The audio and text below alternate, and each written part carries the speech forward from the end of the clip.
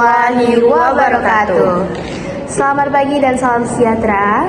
Sebelum kita mulai membahas cara membuat database kampus DB di MySQL atau MariaDB via XAMPP di CLI, kami ingin menyapa kalian semua. Semoga harinya menyenangkan. Dengan saya Putri Nabila Zahira dan teman saya Aulia Zulfiani. Baik, izinkan kami membagikan informasi menarik tentang apa itu DDL. DDL atau Data Definition Language adalah sekumpulan perintah SQL yang digunakan untuk mendefinisikan, mengubah, dan menghapus struktur objek di dalam database. Bayangkan aja DDL ini seperti seorang arsitek yang merancang bangunan dan sebelum ada data atau penghuninya. Kita harus membangun strukturnya terlebih dahulu berupa tabel, kolom, dan tipe data.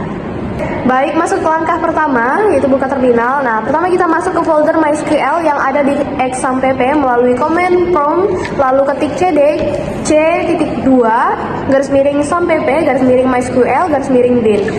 Perintah ini digunakan untuk berpindah ke direktori tempat program MySQL berada sehingga kita dapat menjalankan perintah database melalui terminal.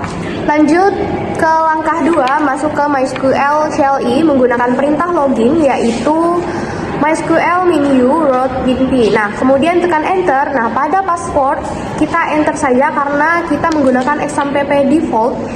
Jadi jika berhasil akan muncul tampilan MariaDB none yang artinya kita sudah masuk ke sistem database MariaDB. Lanjut ke langkah 3. Di sini membuat database kampus DB. Kita menggunakan perintah create database kampus DB titik koma. Di sini sudah query oke, yang berarti sudah berhasil membuat database tersebut. Sekarang kita akan menggunakan perintah use kampus DB titik koma. Di sini ada database change yang berarti kita sudah menggunakan database tersebut. Selanjutnya, kita akan melihat database yang sudah kita buat menggunakan perintah show database titik koma, lalu enter, dan di sini sudah ada tampilan database yang kita buat tadi, yaitu kampus DB. Selanjutnya kita masuk langkah keempat, membuat 3 tabel DDL utama. Pertama, kita create tabel dosen. Pada tahap ini, saya membuat tabel dosen yang berfungsi untuk menyimpan data seluruh dosen. Di dalam tabel ini terdapat 3 kolom, yaitu ID, nama, dan bidang. Kolom ID menggunakan tipe data integer serta diberi primary key dan auto increment, sehingga setiap dosen akan memiliki nomor identitas yang unik dan nomor tersebut akan bertambah secara otomatis setiap kali ada data baru yang ditambahkan. Kolom nama menggunakan tipe data varchar 100 dengan not null, artinya nama dosen wajib diisi dan maksimal terdiri dari 100 karakter. Sedangkan kolom bidang juga menggunakan varchar 100 untuk menyimpan bidang keahlian dosen, misalnya algoritma dan AI, sistem informasi, atau jaringan komputer. Pada bagian akhir digunakan ng InnoDB karena mendukung penggunaan foreign key dan default charset UTF MB4 agar database dapat menyimpan berbagai karakter yang baik. Setelah perintah jalankan, muncul pesan query OK yang berarti tabel dosen berhasil dibuat. Selanjutnya ke tabel mahasiswa. Di sini kami membuat tabel mahasiswa untuk menyimpan seluruh data mahasiswa. Tabel ini memiliki 5 kolom, yaitu ID, nama, jurusan, angkatan, dan dosen ID. Kolom yang paling penting adalah dosen ID karena kolom ini menghubungkan mahasiswa dengan dosen pembimbingnya. Hubungan tersebut dibuat menggunakan foreign key yang mengacu pada kolom ID di tabel dosen. Kemudian terdapat on deletion null yang berarti apabila data dosen dihapus maka data mahasiswa tidak ikut terhapus, tapi nilai dosen ID akan berubah menjadi null. Selain itu terdapat on update cascade, sehingga jika ID dosen berubah maka seluruh data mahasiswa menggunakan ID tersebut akan ikut berubah secara otomatis. Setelah jalankan muncul query OK yang berarti tabel mahasiswa berhasil dibuat. Selanjutnya membuat tabel nilai menggunakan create tabel nilai. Tahap ini adalah membuat tabel nilai yang digunakan untuk menyimpan nilai setiap mahasiswa. Tabel ini memiliki 5 kolom, yaitu ID, mahasiswa ID, mata kuliah, nilai, dan semester. Kalau mahasiswa ID dihubungkan dengan tabel, mahasiswa menggunakan foreign key yang mengacu pada mahasiswa ID. Pada tabel ini gunakan one direct cascade. Apabila data mahasiswa dihapus, maka seluruh data nilainya juga akan ikut terhapus secara otomatis agar tidak ada data yang tidak memiliki pemilik. Setelah jalankan, muncul query OK yang menandakan tabel nilai berhasil dibuat. Selanjutnya, verifikasi ketiga tabel. Setelah semua tabel selesai dibuat, dilakukan pengecekan menggunakan perintah sort table. Perintah ini digunakan untuk melihat daftar tabel yang ada di dalam database. Hasilnya menampilkan 3 tabel, yaitu dosen, mahasiswa, dan nilai, sehingga dapat dipastikan seluruh tabel dibuat dengan benar. Selanjutnya, langkah 5, mengisi data, insert atau DML, menggunakan insert into dosen. Pada tahap ini, kami mulai mengisi data ke dalam tabel dosen menggunakan perintah insert into. Kami menambahkan 3 data dosen, yaitu Dr. Andi Prasetyo, Profesor Siti Rahayu, dan Dr. Bambang Supriyadi beserta bidang keahliannya. Selanjutnya, insert into mahasiswa. Kami mengisi data pada tabel mahasiswa, menambahkan 10 data mahasiswa yang berisi nama, jurusan, angkatan, dan dosen ID sebagai dosen pembimbing. Nilai dosen ID mengacu pada ID dosen yang sudah dibuat sebelumnya. Misalnya, mahasiswa dengan dosen ID 1 berarti dibimbing oleh dosen yang memiliki ID 1. Pada salah satu kata terdapat 0 pada kolom dosen ID yang menunjukkan bahwa mahasiswa tersebut belum memiliki dosen pembimbing. Selanjutnya, insert into nilai. Tahap ini adalah mengisi data pada tabel nilai. Data yang dimasukkan terdiri dari mahasiswa ID, mata kuliah, dan nilai, dan juga semester. Sebagai contoh data, 1 basis data dengan nilai 85 semester 3. Berarti mahasiswa dengan ID 1 memperoleh nilai 85 pada mata kuliah basis data di semester 3. Total terdapat 13 data nilai yang dimasukkan ke dalam tabel.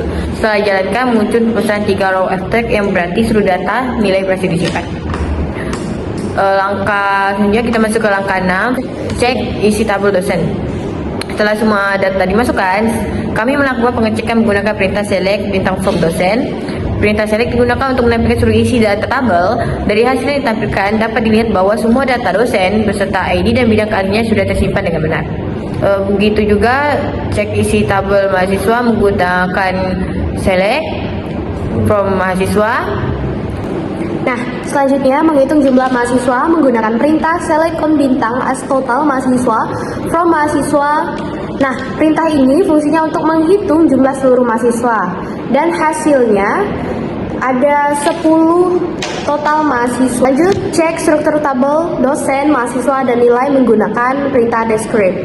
Di sini dosen titik koma dan sudah ada struktur tabel pada tabel dosen. Di sini juga ada yang mahasiswa dan juga nilai. Lanjut, cek filter mahasiswa angkatan 2022, 2021, dan 2023. Di sini kita menggunakan perintah select nama, jurusan, angkatan, from dari tabel mahasiswa, where di mana angkatan 2022. Nah, di sini sudah ada nama, jurusan, dan angkatan yang kita pilih itu 2022. Dan juga sama seperti angkatan 2021 dan 2023.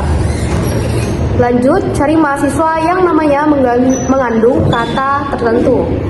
Menggunakan perintah select nama, jurusan, from mahasiswa, where di mana, nama, like seperti Dewi atau or nama like seperti Putri. Nah, di sini ada 2 nama yang mengandung kata Dewi dan Putri. Selanjutnya, menampilkan semua nilai diurutkan dari yang terbesar menggunakan perintah select bintang from nilai order by nilai dash limit 5. Nah, di sini sudah ada tampilan nilai yang berurutan dari yang terbesar ke terkecil. Setelah itu kita menggabungkan 3 tabel sekaligus mahasiswa, dosen, dan nilai. Sini adanya perintahnya menggunakan select dan maka timbullah hasilnya yang berupa nama, dosen, mata kuliah, dan nilai. Setelah itu menambahkan mahasiswa baru menggunakan perintah insert into mahasiswa yang berupa nama, jurusan, angkatan, dan dosen ID. Maka hasilnya keluarlah seperti ini. Selanjutnya menambahkan mahasiswa baru. Pada tahap berikut ini saya menambahkan satu data mahasiswa baru menggunakan perintah insert into. Data yang dimasukkan adalah Dewi Lestari, jurusan Informatika, angkatan 2024 dengan dosen pembimbing yang memiliki ID 1. Setelah data berhasil ditambahkan, saya melakukan pengecekan menggunakan select dengan kondisi where nama Dewi Lestari. Perintah where digunakan untuk menyampaikan data tertentu sesuai kondisi yang diberikan. Hasilnya menunjukkan bahwa Dewi Lestari berhasil masuk ke dalam tabel dengan ID 11. Selanjutnya, menambahkan nilai untuk mahasiswa yang baru ditambahkan. Kami menambahkan nilai untuk mahasiswa yang baru saja dibuat karena Dewi Lestari memiliki ID 11, maka pada kolom mahasiswa ID gunakan angka 11. Kami menambahkan dua mata kuliah yaitu basis data dan nilai 88 dengan algoritma dengan nilai 75. Setelah dijalankan muncul bosan bahwa dua data berhasil dimasukkan ke dalam tabel nilai.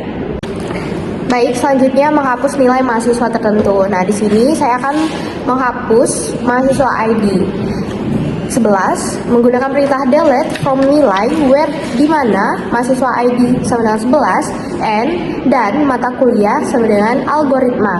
Nah, di sini saya akan menghapus nilai mahasiswa ID-nya yang 11 dan mata kuliahnya yaitu algoritma. Sudah query oke, berarti berhasil.